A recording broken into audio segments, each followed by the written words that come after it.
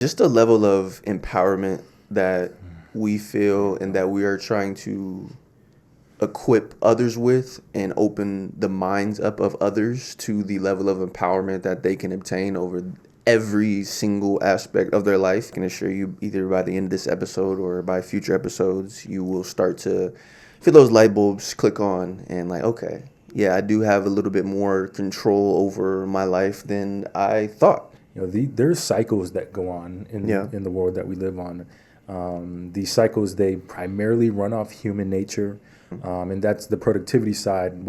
Meaning what we can do is was kind of the foundation of the work that we put into this episode. It's not like Marcus and I are special. It's not like any successful person is special. Doing things in a certain way, they're able to achieve whatever it is that they wanted to achieve, and that's exactly what we want to do as well.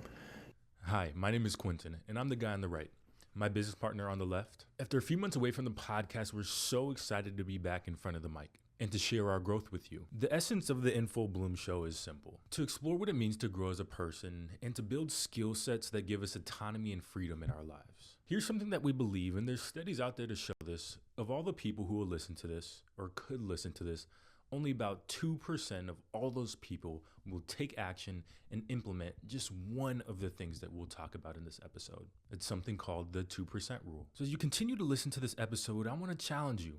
I want to challenge you to open up your mind to the possibility that you can be a part of that 2%, that you can find ways to claim freedom in a world that's moving faster than ever. AI, technology, inflation, all of it can feel super overwhelming. But what stands out to us isn't the chaos. It's the abundance of opportunity. And in this episode and on our platform and future episodes, we're not going to talk to you as gurus or people who have figured it all out. Our desire is to share the ideas and frameworks that have absolutely changed our lives and have helped us feel a deeper sense of control and freedom. If you enjoy this conversation, feel free to give us a like or subscribe to our YouTube channel. And stay up to date as we continue exploring how to take back control in a world that's moving faster than ever. Welcome to the 2%. What's going on, everybody? Welcome back to the In Full Bloom show. It feels so good to be back. It's been a little bit longer than we would have liked. But as we'll kind of get into, and I'll preface my little intro by saying we'll do a formal intro of both Marcus and I, since it has been a little bit. But super excited to be back in front of the mic. And every time we, take a little pause from the podcast, it is very intentional, right? And intentional why? It's intentional because there's so much growth that Marcus and I have done, need to do, and aspire to do. Growth is so much a part of our life, and anytime we feel like we have to just dedicate as much time to the growth process, we'll kind of cut some distractions out. And the podcast is something that's easy enough for us to always come back to. But after making some adjustments, after experiencing some growth, we're super, super excited to be back and getting these episodes recorded out to you guys, and kind of in a new format. So we're really excited to kind of display this new and abundant knowledge that Marcus and I have been collecting over the last few months. And have some really, really exciting stuff to not just talk about today, which I'm really excited about today's episode, but for the weeks forthcoming. Marcus, welcome back to the studio, man. Yeah, it feels good to be in here, man. Got the new studio, the new layout, the new room. So our official headquarters for recording these pods. So I'm excited to be back. And like you said, it was a much needed time away from the pod, just to make sure that when we're getting on here, like, we are speaking with value, right? And not just things that we are looking into or thinking about doing, but like we actually have some value to provide, but as well as like talk about things that we are still doing right now, and why that's beneficial to share, because what's good, what's knowledge if you just keep it all to yourself? 100%. And we might touch on today, maybe in a future episode, but intrinsic versus perceived value. It's a concept that we've researched a lot. Shout out Myron Golden, virtual mentor of ours. But in today's episode, before we start, as I promised, we'll do quick little intros. Marcus, give us a quick intro, nothing crazy. Where are you from? What do you do? Just start us off. Yeah, so if you haven't heard it yet, my name is Marcus. No, I'm just kidding. But I'm born and raised in the Valley, so I'm not gonna give you my age, but you can think how old I am, however you would like. I'd still get carded anytime I go places, so that's always a good feeling. But born and raised in the Valley, I've been everywhere in Arizona. Like, East Valley is where I reside now. It's like the only place of Arizona that I haven't spent a lot of time over my years. But, I work for an environmental insurance company, which is a very niche part of insurance. So that's my 9 to 5 portion. But a couple kids at home, fiance at home. So there's a lot bigger reasons than just me to grow and to become more than I am yesterday and the day before that. So. Yeah, money. Busy man. Marcus is the man, as you guys will come to know. I've been able to learn so much from this guy, and this journey and process we've been on over the last couple of years has just been so beautiful, so impactful on both of our lives. I can speak for both of us. But thanks for the intro, Marcus. So my name is Quentin Gulliford, also from the Valley. Valley Boys. Valley Boys, yes. I was going to withhold my age, but fuck it. I turned 26. Oh, my God. I hate the sound of that. I turned 26 in October. So 25, like I said, born and raised in the Valley. Spent most of my time, I grew up on the West in the West Valley, excuse me. Liberty High School, class of 2018. Shout out all my guys and girls. I don't want to be... I don't want to get canceled for that, man. You got to be first careful. First episode, dude. I got to be careful. But yeah, so, and to provide some context about Marcus and I's relationship, we were teammates over at Ottawa University over in the West Valley, the school in which we both got our degrees from. So that's where our connection started. Before my time at Ottawa, I was played some basketball up at Montana State for a couple years. Found my way back to the Valley, and have now found my way on a journey to becoming an oral surgeon. So I'm currently getting my master's in biomedical sciences at Midwestern University, private medical college here in Glendale, Arizona. I've loved my first couple. This was my first week, so I had an awesome first week. A lot of material, but super excited to just transcend through this professional journey that I'm on. Marcus and I, we have 2 businesses now. We have Bloom Entities, which is a platform in business environment ecosystem where we teach people how to trade, and not just how to trade, but to become the person that can make trading successful for themselves. We'll kind of get into what exactly that means, because we hate. Marcus would say the same thing. We hate just saying, we teach people how to trade, because anybody can teach anybody how to trade. Like, the mechanics of learning how to trade is super easy, but becoming the person that can be successful in the space, that's the hard part, and that's what we focus on in our platform, and that's the type of energy we put into our platform. We also have VXT Basketball Academy. This is a youth training academy where we train kids. We train the youth, give back to the future stars, future athletes, future All-Americans, hopefully one day. But that's our business to give back to the kids, and just a formal figurehead for us to be able to get out in the community and offer our services out to the Valley. One thing I think is unique though too, just because like you said, I absolutely hate saying like we teach people how to trade, just because I know how. At least I can visualize how other people may perceive that when they hear it. Mm-hmm.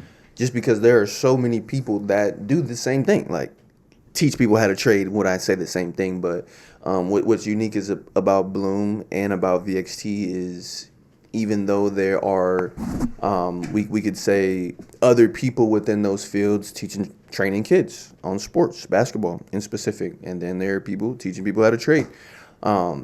The things that we focus on within both of those coexist together, which I think is super unique, just because, which we'll get into, just our philosophy behind everything drives all of our current businesses and future businesses and our professional life and our personal life. So Yeah.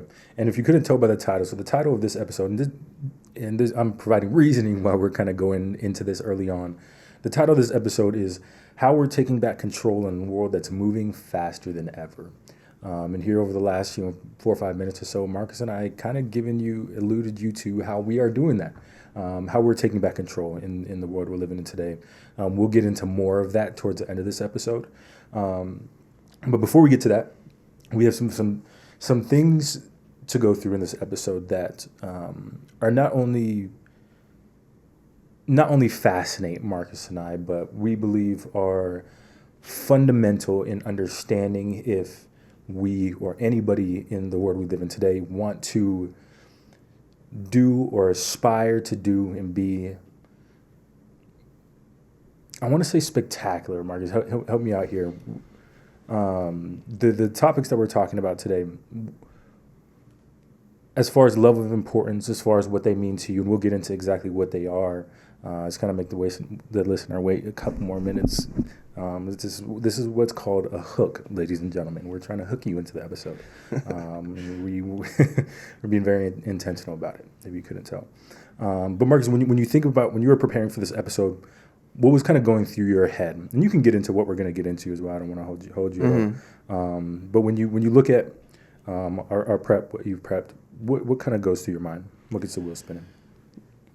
Just a level of empowerment that we feel and that we are trying to equip others with and open the minds up of others to the level of empowerment that they can obtain over every single aspect of their life, even if they don't feel like that at this very moment. I can assure you, either by the end of this episode or by future episodes, you will start to feel those light bulbs click on and like, okay, yeah, I do have a little bit more control over my life than I thought. So that's kind of what was going through my mind, just thinking of it in a level of empowerment for sure. Yeah, definitely. And when we interacted with, and this is probably a year ago now, maybe even longer, when we first interacted with Ray Dalio's work and his changing of world orders. And once we kind of recognized, and this is anecdotal, highly recommend you guys to interact with Ray Dalio's stuff, virtual mentor of ours as well. But he goes into, in the changing world order video that we watched, there's cycles that go on in the world that we live on. These cycles, they primarily run off human nature and are transcended by two cycles, but most importantly, productivity. And that's the productivity side, meaning what we can do is what was kind of the foundation of the work that we put into this episode, and the stuff and the tools that Marcus and I use and have adopted in our lives. And our desire is, like Marcus said, maybe a light bulb switches on for you to take action in creating a life, exactly the life that you want, because it is possible. It's not like Marcus and I are special. It's not like any successful person is special. They just understood a few things, of course, worked their ass off, but doing things in a certain way, they were able to achieve whatever it is that they wanted to achieve. And that's exactly what we want to do as well. It's funny because every time we do these pods, every time we start talking, I have a million thoughts that end up coming to my head based off what you said, but I won't spend too much time on it. But what you said, like cycles and just the cyclical nature of life, I began to get really fascinated by, and I always like to refer to seasons because it's something that everybody understands. Everybody understands what a season is. Unless you're in Arizona, then you might only understand 2 seasons, maybe like 1.5. But like the same way that you mentioned Ray Dalio and the productivity, how it applies to economics and markets. One thing that we understand is that each cycle requires a different level and different type of productivity. Just like each season requires a different level and different type of productivity. You think of farmers, they can't plant in the winter, right? Like they're not doing the same things in every single season, right? So I just as you thought of that, I had to speak to cycles and systems, because everything is a system. Everything, like you know that more than anyone. You got your cardiovascular, your respiratory system, just everything is a system. So 100%. The systematic nature, the cyclical nature, of things, the humanistic nature of things is fascinating. The more you get into, the more you gain understanding in a multitude of different areas. You know, you sit back, you're like, man, like the same things in a way, not the same things happen, but you can see, you can perceive the cycles that we go on, right? So again, the title of this episode, how we're taking back control in a world that's moving faster than ever. I want us to start at kind of the back end of that title, a world that's moving faster than ever. AI, technology, markets, algorithmic trading, society, culture.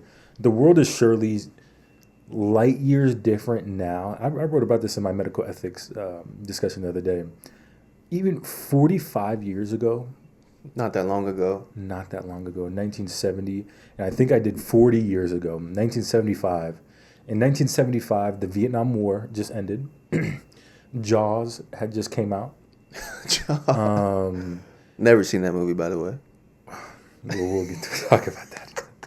We'll talk about that another day. That's a whole running thing with Marcus, how he hasn't seen just the great movies of all time. But man. I digress. What was I? Jaws just came out, and this is literally the sentence I wrote. Vietnam War just ended.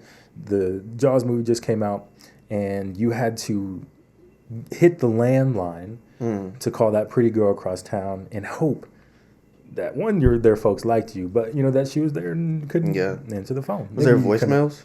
I don't know. I feel like there couldn't have been voicemail. Unless you had one like those digital landlines, which they eventually like moved on to. But like if it was just ringing, I don't think there was. Right. And guys, this is 1975. Not that long ago. Right when our parents, if you're kind of similar to our age, our parents were, I think my mom was born in 76. My dad was born in 74. So that's the kind of generation we're talking about here. And you look now, we can order DoorDash. We can order all of our groceries to our house. And one of my favorites, though, is we can now avoid those very subtly awkward and overly talkative Uber drivers. Shout out Waymo. I freaking love Waymo. I've only taken a couple rides, but it's hard. I like it. But what we're trying to get into, we're trying to give us a macro perspective of just everything that's changing and how quickly things change. And inevitably, the way we have to go about things must change. And I think we will all attest to the fact that we're a little bit behind as a society when it comes to figuring out how we can all get ahead, right? Where we're living off of an old system. We were taught by parents, again, who grew up in the 1970s and the 80s. Getting ahead then was, if you didn't know this, is very, very different than what it means to get ahead now. And the means to do that are very, very different now. And in this episode, we'll give you some tools, some insights for you to not only understand that, but start to take some actionable steps in your life to hopefully take advantage of the abundance of opportunities. Because though things have changed, the opportunities have become limitless. Yeah. If I don't want to keep going, because if I do, I'm gonna just keep rambling on that. Go ahead. No, let's move on. Okay. So we're gonna get into the speed of change. Let's get some insight here. How quickly AI is shaping industries. We'll provide some facts, something called Moore's law, and we'll kind of get into some data and some statistics. Excuse me. But Marcus, I got a question for you. I'll pose a question for you. Get us going down this conversation. Yep. Do you ever feel like the world is moving faster than your ability to keep up? Maybe not now, but before we started our journey. And then I'll pose a part two to that question. Where in your life have you felt the ability to control lost the most, if that makes sense? Yeah, I think there's definitely, especially like you said, prior to our just what we've got into over the last couple years. I never really felt that from a tech aspect. I always felt, pretty snazzy when it came to tech, but financially, for sure, it is something that I felt like the world was just moving at a 5x. Like if you watch a YouTube video on 5x, especially, when I got out of college, like that was just because when you're in college, like the world is moving really slow in a way, just because you're so focused on college and school and sports, and just that's the avenue that you are operating down. So I would definitely say financially for me is when I felt like the world was moving really fast. Rent, man, I was like, bro, when is rent? 1-bedroom apartments like 2Ks, like just those type of things, right? But then also to part two of your question, where I felt most out of control, even I still feel not out of control, but like I don't have full control now, is my time. Like time is the most thing that I think about the most when it comes to my time. So when it comes to work, like I said, it didn't really start to feel like that until I got out of college, right? Like, because now you're getting into the workforce, and now 40 hours a week you're obligated, if you want that check, you want to see that check coming through, you're obligated to spend working, right? And I feel for most people, just because I know what it feels like, you only got 2 days off a week, and you think that's the only time that you really have to spend on yourself, and you want to do it relaxing, you want to do it what's we're looking for? You want to do it recharging, rejuvenating. Exactly, rejuvenating, recharging. That's what you want to do during that time.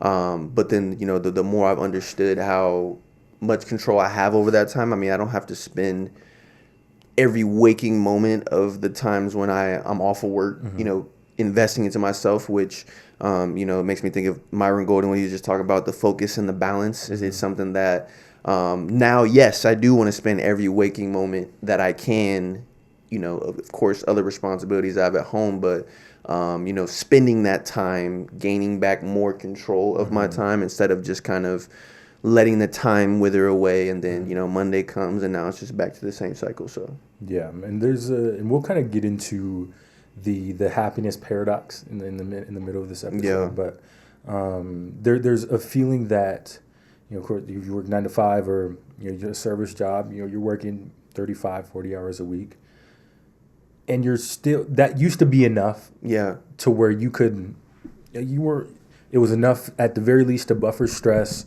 and given it, especially if you had a degree. I know that's kind of controversial, but if you look at the data, people who have degrees over the course of life make a crap ton more money than people who don't. So I think that is fair to say. But even in that case now, we feel that we can't get ahead in a way that we used to be able to, right? It's fascinating when I look at my parents. We were blessed to live a middle class life. Both my parents worked. My mom worked 3/12s, 36 hours as a nurse. My dad was an educator, so we spent and a coach, so he spent a ton of his time on campus. So both of them worked. As we've gotten older in their profession, the longer you do it, the more you make. I haven't been able to see much difference, kind of in their ability to get ahead. Of course, they have more in their retirement, and they get a little bit more stable, they get smarter. Just the natural things that happen as you get older, right? But there's still that sense that I just don't make enough to buffer the stresses of life. Certainly when I talk to people that I used to work with at Yard House, I talked to thousands and tens of thousands of people in that place, worked with hundreds and hundreds of different people. There's a, what am I looking for? There's almost a helplessness in people. They don't know what to do. They know that the world's changing, technology, AI. They could be doing more, but nobody's ever lived through this before. Nobody's they're gonna show them what to do, but they know things have to be different. And it's very fascinating to just listen to people. But I want to give us a couple facts to kind of latch into, Marcus, and I'm interested to hear what you think about these. And when it talks to particularly time, I want to touch on that first. Pew Research 2024 The average U.S. adult spends 2.5 hours a day on social media. The average TikTok video watched is under 30 seconds, so I mean, you chop that up. I think it's an abomination when I go outside, and particularly when I interact with kids and adults. People are at dinner, people are in their friend groups, and they're scrolling on their phones, scrolling on their social media. Mark, kind of paint us a picture of time, how easy it is to lose it, and kind of not make our listeners aware, but what are some of the, because I want to make this as introspective as possible. When it comes to time, what's your perception when it comes to that time? I'll just leave it like that. Yeah, when I think about time, it's a really fascinating concept. Like time, it really fascinates me just because it's something that you never get back, and it's something that you don't know how much you have of. Like, you really don't know how much time you have left on this earth, right? You don't know how much time that you'll be able to be active athletically. You just really don't know, and then the time that you lost, you don't know what you could have done with it. And so for me, whenever I feel I get kind of anxious isn't the word, but almost irritated when I'm reaching my time threshold on just degenerate stuff.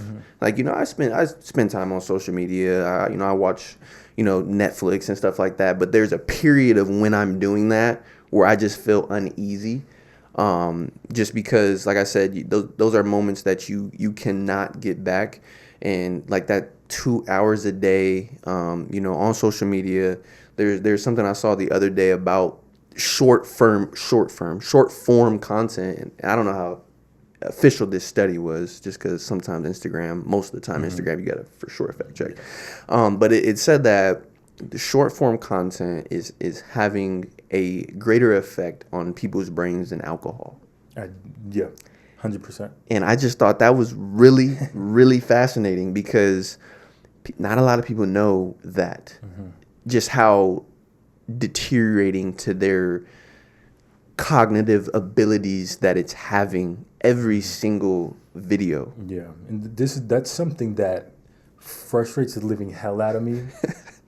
Why though? And kind of just open up your mind as I go through this, and as we have these conversations, because we don't want to be charging at all. These are just things that we have thought about, studied, and noticed in our own lives, and we have decided to make changes in our lives.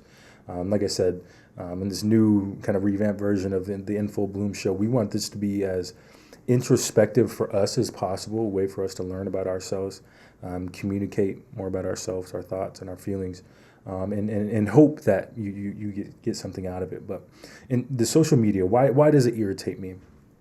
Particularly the short form content. A lot of people will attest to this. We can kind of tie into some of the vastness in ADD and ADHD medication over the last decade. Just hold on to that as well. But social media, it is endless. We can scroll and scroll and scroll. There's never going to be a bottom. So when we're scrolling, we see something we don't like, scroll. See something we like, okay, watch it, scroll, next video. We're living through these spans in our life of 5 to 20 seconds.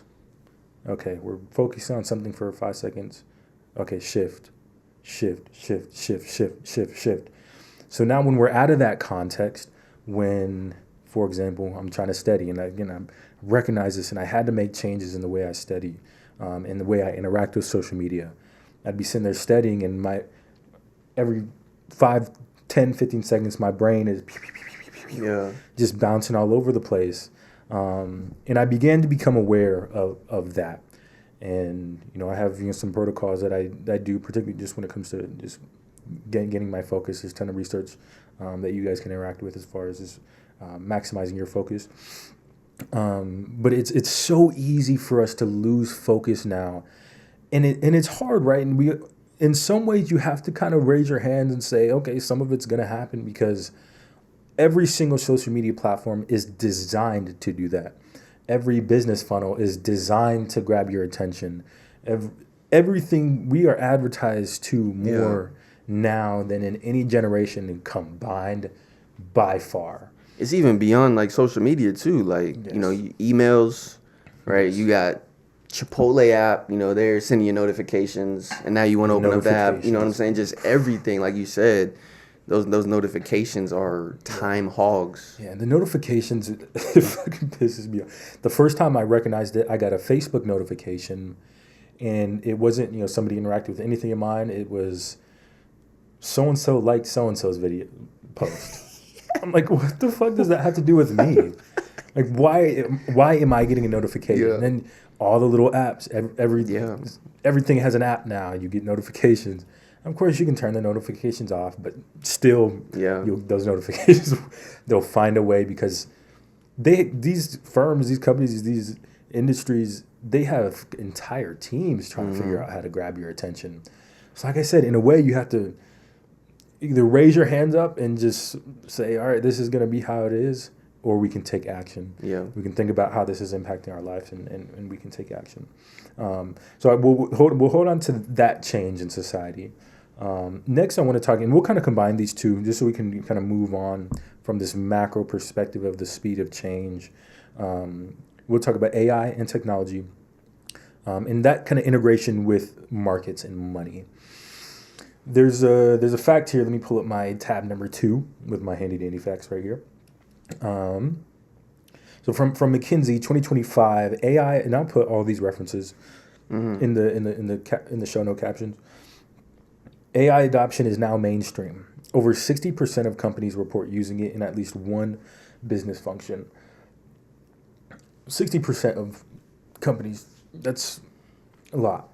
And this is in 2025, so this is recent research. And I'll even venture to say that most of those companies, of that 60%, are multi-million-dollar, billion-dollar companies. Like, these aren't just like small to medium-sized businesses doing this. These are your Googles, your Apples, your Nvidias, like, of course, but like all the companies that we buy our products from, Walmart, Target, like, that's these companies. You know what I'm saying? Because they tend to get on the wave prior to, the small to medium businesses, the consumers do. 100%. Computing power is exploding. We have the massive TSMC distribution plant, manufacturing plant over in the West Valley. Have you driven past it yet? I have not. It's like Anthems. So it's like north off the 303. Yeah. Northwest off the 303, like way north Surprise. Yeah. Kind of going over to Anthem. It's, that thing is, wow. Yeah. That was like massive. $500 billion investment or something like that into Arizona. Yeah, and they have these big ass parking lots, all like solar shaded. That's just here where we live in Phoenix. There's other ones here in Phoenix, but the boom in computing power and AI and technology and business. How can I frame this? How can I frame this thought? It's needless to say, AI is very quickly reshaping industries. How we think about commerce, how we think about business.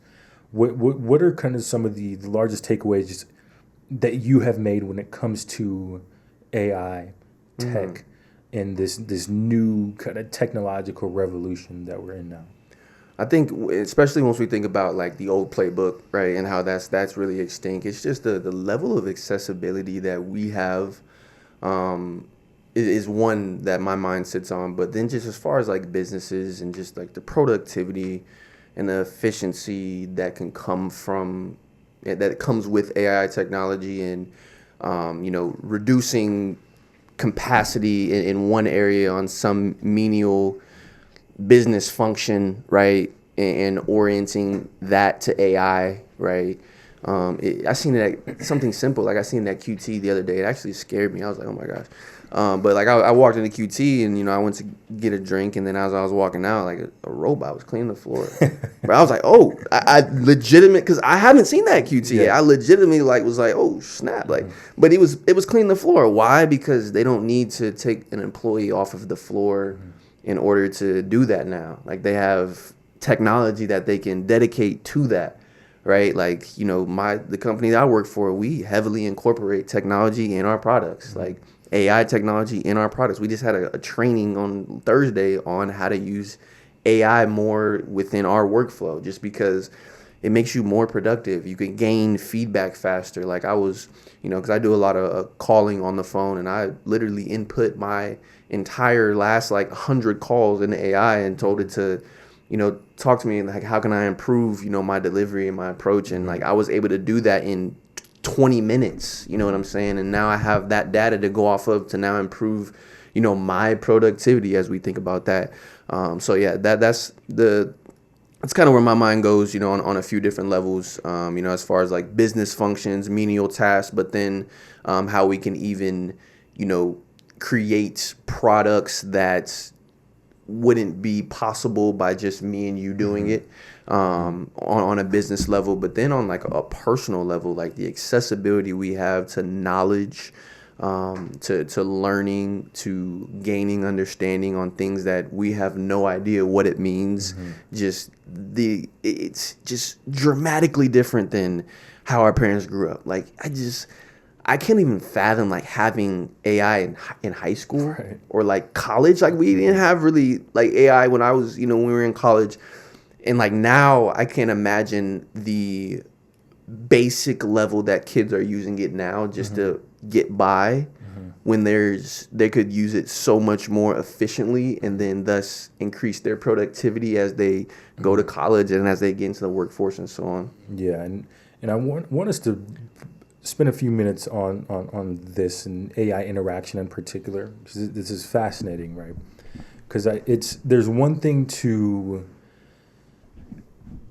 I feel like some people will listen to this, and particularly when it comes to school work, it's you can just get all the answers and you can have it do it for you. You could do that, yeah, and certainly there's a time period when we were interacting with AI, and that's how we interacted with it. Yeah. But guy, I promise you that is not the power of AI. I implement AI heavily in my studies. I'll kind of go into what that looks like. I promise you it's not looking at the answers. It's not having it right for me, because there's nothing adaptive about it. Yeah. There's nothing about doing that will increase my productivity. Sure, I might be able to just spew out some stuff that is nonsensical, but at the very least, AI is integrated to the point where people can sniff out when you're using AI. Yeah. In the context of, especially in the classroom, if you're in the classroom and you're not knowledgeable, but you're submitting stuff that shows you're knowledgeable. Obviously, there's an issue there. That can go to so many things. But when it comes to interacting with AI, if you want to take away something from this episode when it comes to that, be very intentional in how you interact with it. What does that look like for me? So, my master's program is the spin image of the first year of medical school or dental school. 3 very big science classes, physiology. I can tell you how fucking just shot my brain is from studying this week. Medical biochemistry, and MCB, molecular cell biology. I want to be as productive as possible. How do I make that happen? By integrating with AI. So I go through the lecture. I read the lecture myself. Before lecture, during lecture, I'm paying attention, annotating, yada, yada, yada. In medical school and dental school, you get, for each lecture, you have learning objectives. So you have 6 to 8 learning objectives, and that's what the learning objectives are, how the doctors make your tests. They're looking at the learning objectives, and they make all your questions just looking at those. So after I go through, peek at the lecture before lecture, follow along during lecture. After lecture, that's my first touch after lecture. I go through it, then I read the learning objectives. I put the slides into AI, and I say, answer these learning objectives. answers the learning objectives for me, read the answers, bam, go through the slides again. So that's now 4 touches within, 3 days of, having this lecture. How else do I use it? I have it make me my Anki decks, my Anki flashcards. So I don't have to go in there and type in every single card. I think now we had 11 lectures this week. I think I have somewhere close to like 300 flashcards. Without AI, I'd probably have 40 or 50. And then I also, so as my knowledge, because understanding is really big in the graduate study space, so you have to understand what's going on. I have it give me practice tests.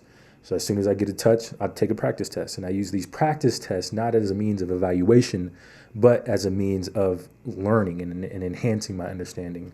I think there is a misconception, data will show this, that we don't test ourselves enough because we think tests are just a means of evaluation and not adaptive for us to actually learn. And that reason is frankly not our fault as human beings, which it is our responsibility.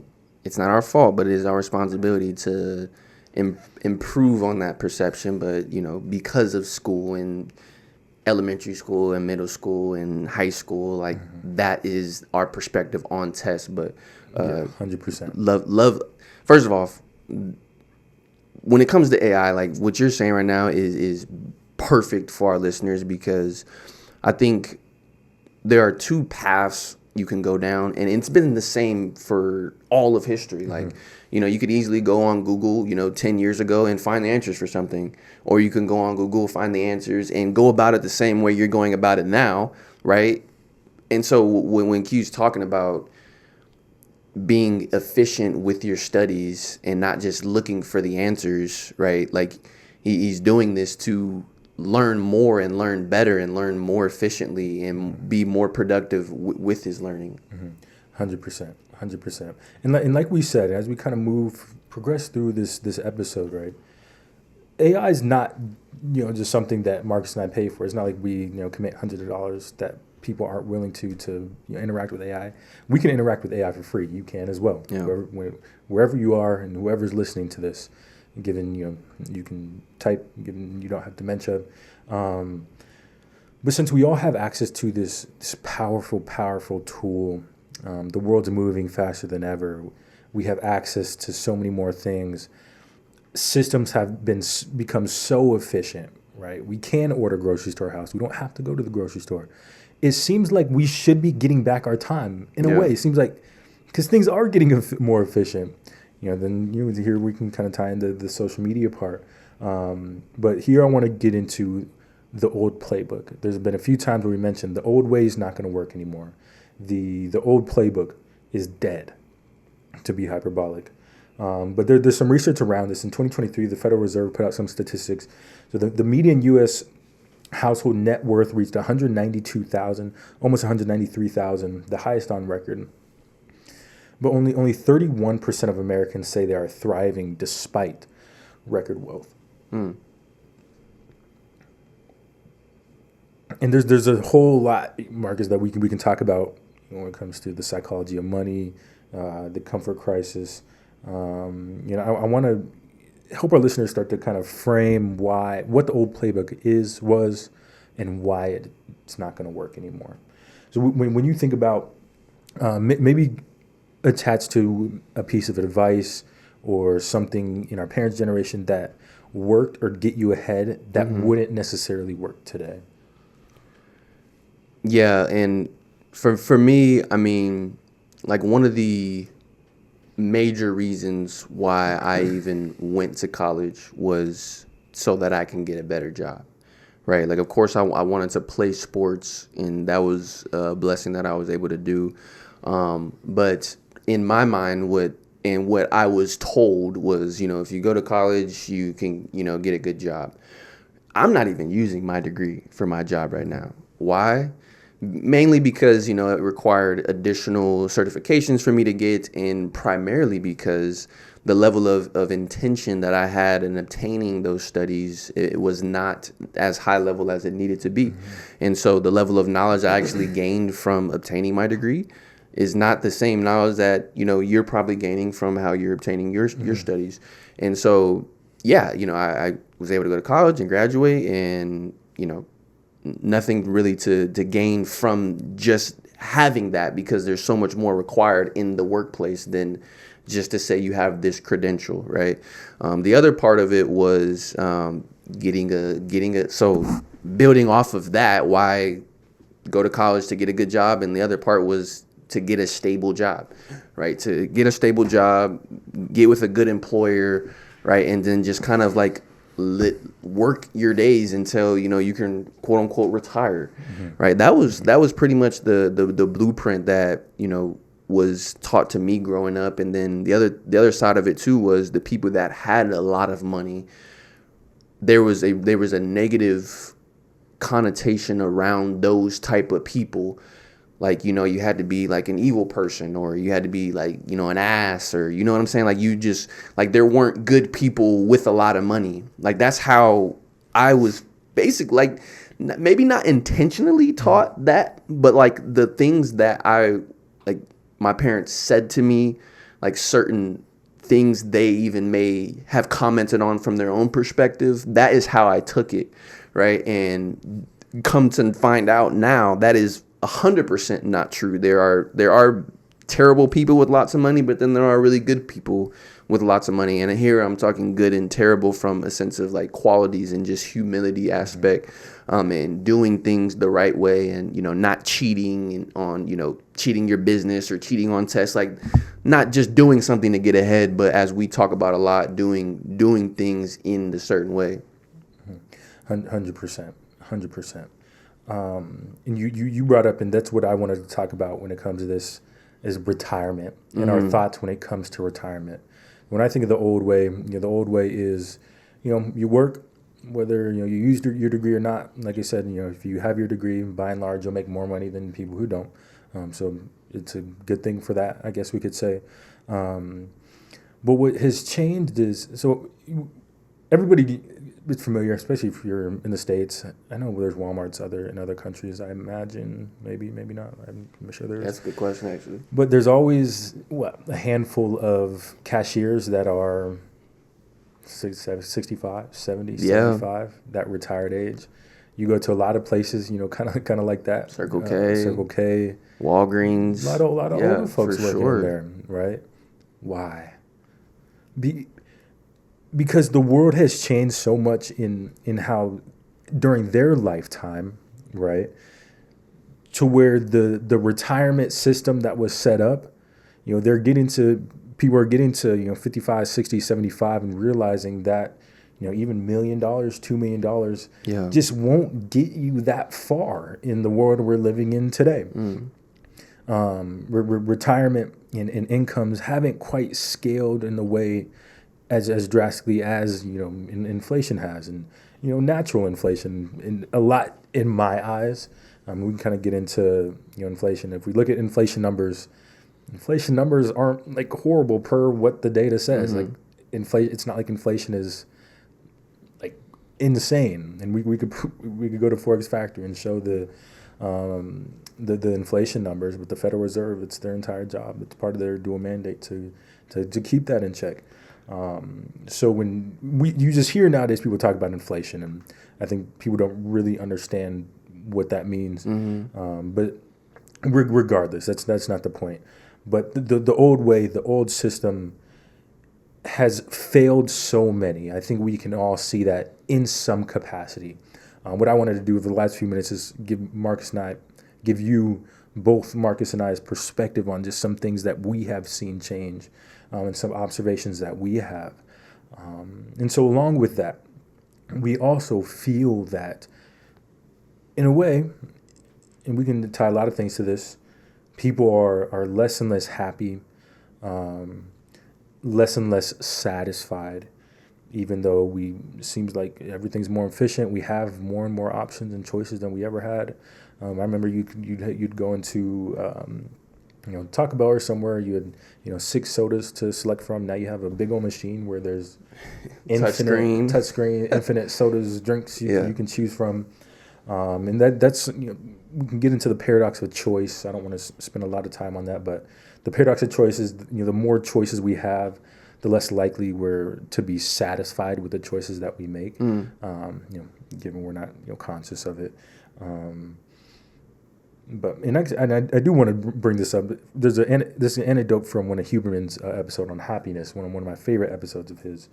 But one of the biggest markers of happiness is not looking back on decisions and thinking about, oh, we should have made a different decision.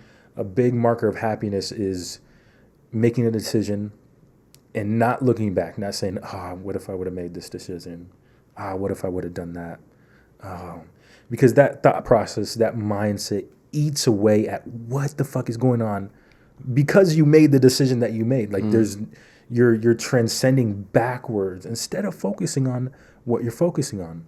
For a long time, we've heard, just be in the moment, be in the moment. And it's very cliche, but it's true. If we're in the moment, we're present, we're able to be, we give ourselves the ability to be so much more happy with the decisions that we make. Yeah, and just to touch on actually the statistic you brought up, which I think is really fascinating to listen now with the understanding we have of the markets and of our dollar, right? Like inflation is not out of hand by any means yet. Hopefully, that's fingers crossed, it doesn't get terrible. But just thinking about the buying power, it's just, man, this is actually fascinating now that I'm thinking about it. The system is really kind of rigged. Like if you really think about it, it's like, because thinking that there's 2023, we've reached household income largest numbers ever. Okay, well, more things are more expensive these days.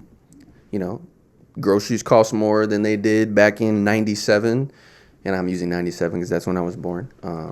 Maybe that gives away what I didn't want to give away at the beginning, but anyways, I don't really care. But yeah, groceries are more expensive, rent's more expensive, cars are more expensive, everything is more expensive, so inherently people should be making more money to keep up with, the different classes, lower class and middle class and whatnot. So to just think about the decrease in buying power of our dollar over time, I think it's like 90% since the 40s or the 50s or something like that, where we've lost 90% in buying power of $1 bill. And so to just think about like the whole retirement thing, it's like, okay, let's say right now I work, just work my job, rely on my retirement.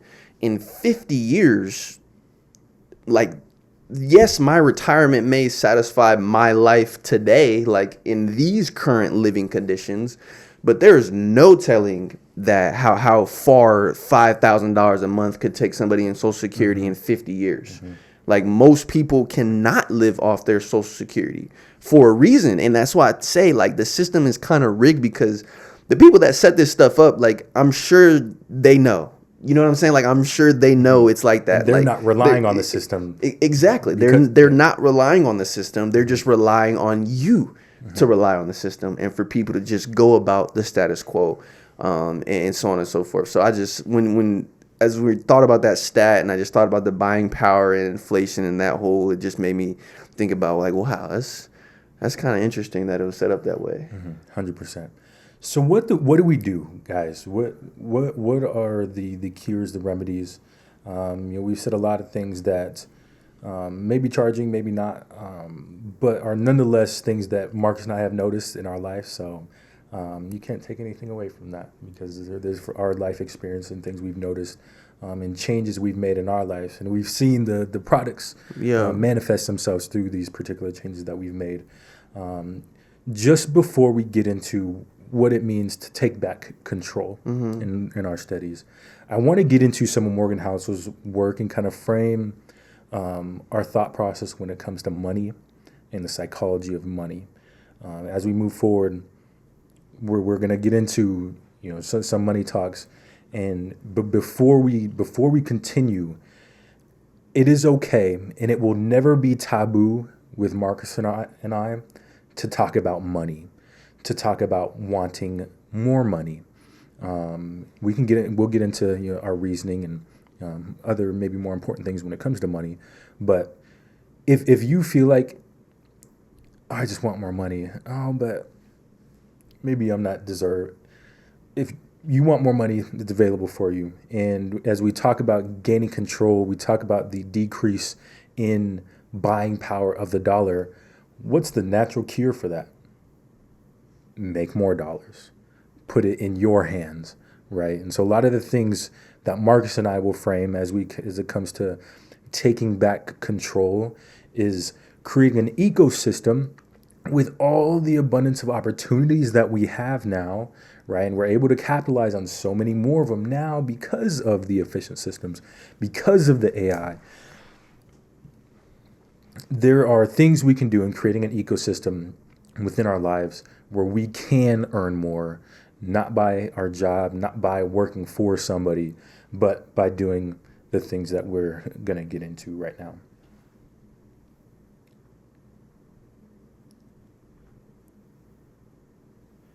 So I want to pull up, there's a stat I want to pull up, taking back control, journaling trays, we'll hold on to that. Ray Dalio, principles. We live off of our principles. Our principles have guided us to where we're at now, especially since we've been intentional about writing down those principles. But Ray Dalio, one of his principles is if you don't own a system, you're going to be owned by the system. And as we've talked about before, it used to be okay to be owned by the system. You could get by. You could live a great life, get your kids to college, and live a good life, retire on a little bit of money, sail into the sunset, all the good stuff that we see in the movies. But the system is no longer fit for that, no longer fit for us. So we have to own the system. It's time for us to own the system. We must rise to the level of our goals, set things out for ourselves, and again, create ecosystems in our life that will allow us to achieve it. Mark, what are some of the ways in which you changed your perception of money? Because it'll be very similar to me as well. I really like the way you articulate on the psychology of money and what that means in your life and for the rest of the world. Bring listeners just a little bit into Morgan Housel's work, the psychology of money, and how important it is to frame money in an adaptive way, especially right now. Repeat your question again. So I want to get into the psychology of money. Before we get into the ecosystems and systems we have intentionally set up for us to, yes, earn more money. And having skill sets, yes, but the perception of money. What is the perception of money? And you can tie it to happiness. Why is it? Because people listen to this. Okay, more money. Sure, you make more money, but I'm still not happy. Yeah. Right. We brought up the statistics of happiness and medium income. When it comes to that, when it comes to money and happiness, we'll just hold it right there. Why does money buy happiness? We'll put that because that's kind of the hot question that we've been on for the last couple of weeks. It's funny because I literally just put a poll on my story the other day, and the question I asked was, when it comes to money, what do you desire most? And it was a few answers was to buy things, to show people, or freedom. And majority of people selected freedom. And so when it comes to money and happiness, money does not buy happiness, but it does buy freedom, right? And so that freedom then leads to us being more happy, because that's ultimately what we care about the most, is our freedom to do what we want, to go where we want to go, to wake up and choose, like have a choice. There's actually two things. It was funny. It's probably from that Morgan Housel video with Andrew Huberman. He was talking about how there was a mother and a teenage son, and the teenage son had a specific set of rules to do every day, go to class, or I forget his exact daily protocols that he was supposed to do, but that was given to him by his mom, right? But then there was one day his mom told him, like, you can do whatever you want today. And he did the exact same thing. And I just thought that was fascinating because he only did the exact same thing because he controlled that. He was given the choice to do what he wanted.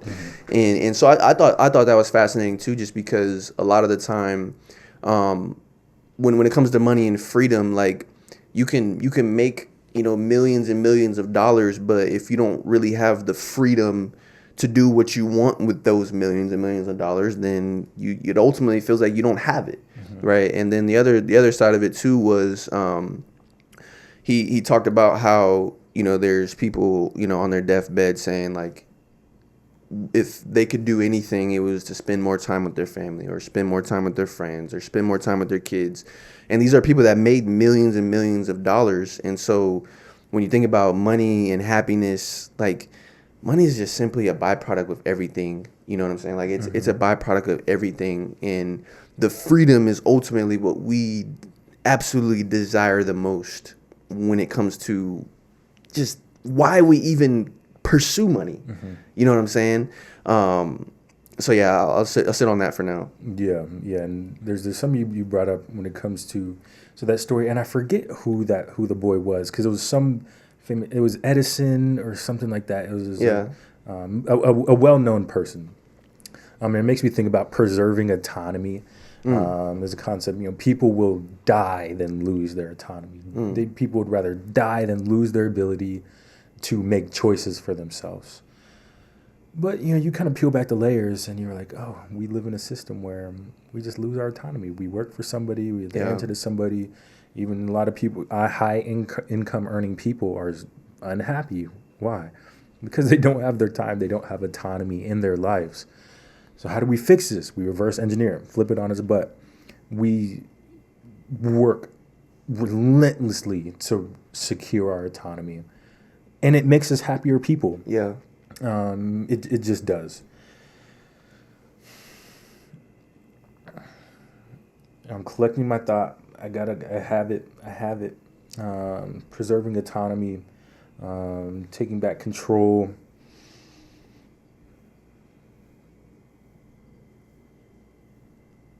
Oh man, psychology of money. There's something Morgan Housel said that I wanted to bring up real quick. Comparison? It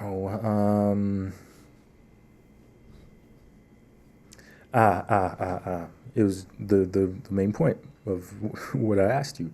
Does money buy happiness? And so to kind of, not necessarily summarize what you just said, but in Morgan Housel, he says, money certainly buys happiness, but it's an indirect effect. As you just said, Marcus, as you alluded to. It's an indirect effect. Money allows us to really buy our freedom, given we have the autonomy to make choices in our lives, and we're not doing something that takes all of our time. But if we have autonomy in our lives, more money allows us to spend more time with our kids, spend more time with mom and dad, spend more time with grandma and grandpa. It makes me sad thinking about, like, shoot, my grandparents, somewhere in the 70s, let's call it there. I do know how old they are. I'm just not gonna, don't come after me and say, no, he doesn't even know his grandparents' birthdays. I do. Where was I? You were talking about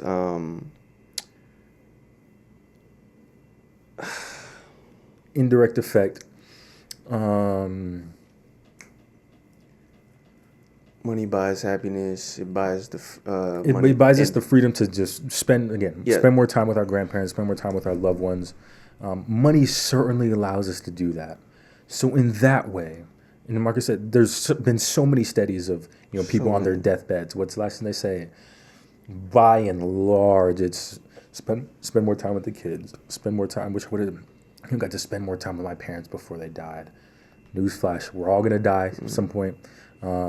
Really? Right. So when that time comes, it's not money. People never said they wish they had a couple more million in the bank, a couple more million to give back. Maybe they wish they maybe would have given away, made more so they could pass it down to their family. Yeah. But by and large, people say want to spend more time with the folks, with the family. money allows us to do that. Again, it's an indirect effect. So I just wanted to frame that before we continue. Yeah, no, and it made me think about one thing, a couple things actually, but Myron Golden was literally just talking about this, and he refers to it as buying back your time. Like money allows you to buy back your time, and how are some ways that we can do that? He gave some examples of like, all right, instead of going to get my car washed, he pays somebody to wash his car. Instead of mowing the lawn, he pays somebody to mow his lawn, right? Those are, okay, you might think, all right, what, it takes like an hour to mow a lawn? Okay, but if you add up that hour, you mow your lawn, once a month, that's 12 hours in a year that you get back. It doesn't seem like that much, but you add up, okay, another 10 years, that's 120 hours that you got back to be able to dedicate elsewhere, right? And another thing he was, and actually Morgan Housel talked about this of you're cooking dinner at home, and instead of cooking dinner, you hire a chef. Now I get not everybody can hire a chef, but that's a way to now spend that time with your family before dinner, and now you're eating dinner instead of like me, I'm the last one of the last ones to eat. Caden's already done eating by the time I'm sitting down, but like that's a time that like we don't really have a lot of family time eating dinner, because preparing dinner and then serving dinner, you know what I'm saying? And so that's just one thing that I constantly sit with is how can I buy back more of my time? And now, of course, we can only do so much within our means, and we'll get into this eventually when it comes to, okay, if I can't necessarily buy back my time now, what can I do to put myself in the position to be able to do so? And personal development is a fantastic place to start. Monetizing your social, not monetizing, monitoring the time that you do waste, and I say waste intentionally, on things that do not serve us, do not give us more ability to back our time. Like I said a second ago, I watch Netflix, and I'm on social media sometimes. But at the same time, it's reduced significantly to what it used to be, and it will continue to reduce just because I want to be able to put myself in the position to buy back more of my time. And then the last thing, and then we can move forward, but I just want our viewers to kind of sit with this. And when Morgan Housel said it really stuck with me, and he said, I don't know if it was a question he posed or if somebody else posed, but he said, what do you want your obituary to say when you die? I love this. And I just sat with that. I'm just like, wow, okay. Like, what do I want my obituary? Because I don't really want people to say that, I made a lot of money. Like, yeah, Marcus had a really nice house. Like, he drove a nice car. Like, no, I want people to say things about me that that have a sense of humility behind them. Like, present father, right? Like, really spent time with his parents, gave back to the community, did community service, like things that really have some value, and, not just material, these tangible things too. And then the very last thing is, being able to pass down something to people below you, your family, your kids, leaving an inheritance. Like that is something that we should do as human beings. Like, even if you don't plan to have kids, okay, you most likely, I'm not gonna say most likely, but you might have nephews, you might have nieces, right? Like when you go out, when your body hits the dirt, like I don't want to have anything in the bank. I want it to be all delegated to people, to charities, foundations, ideally a lot of that's going to be in the Bloom Foundation. But you know what I'm saying? Like, I want to, like the goal isn't to just make a lot of money, to just have a lot of money, right? Like Andrew Carnegie, he said he spent, the first part of his life making as much money as he could, just so that the last part of his life, he could give it all back, right? And that's kind of the thing I want our viewers to sit with was, what do you want your obituary to say? And just think about that. Yeah, I love that. I love that. And I think Morgan Housel ends that little narrative where he says, understand what you want your obituary to say, and then work backwards from there. And work backwards from there. Create what you want your obituary to say. That's what he's meaning when he says reverse engineer, work backwards from what you want your obituary to say. Then I have two more things to comment on that you brought up, Marcus. There's a Stoic philosopher. He has a quote that I put down for this episode in our prep here, and you alluded to this about wasting time. And he says it's not that we have a short time to live, even though relatively like our lifespans aren't really that long, but it's not that we have a short time to live, but that we waste so much of it. So much of it. Whether it's, things like social media, yada, yada, yada. It could be working for somebody, and you can frame that in so many different ways. But just the concept of wasting our time. Then Morgan Housel, a quote I put down from the podcast interview with Huberman, when he's asked to describe what wealth is, he says, and to your point, wealth is your ability to control your time. Simple as that. So having the chef, hiring the chef, hiring the night nanny, doing this, hiring the golf caddy, whatever. That money is literally buying back your time.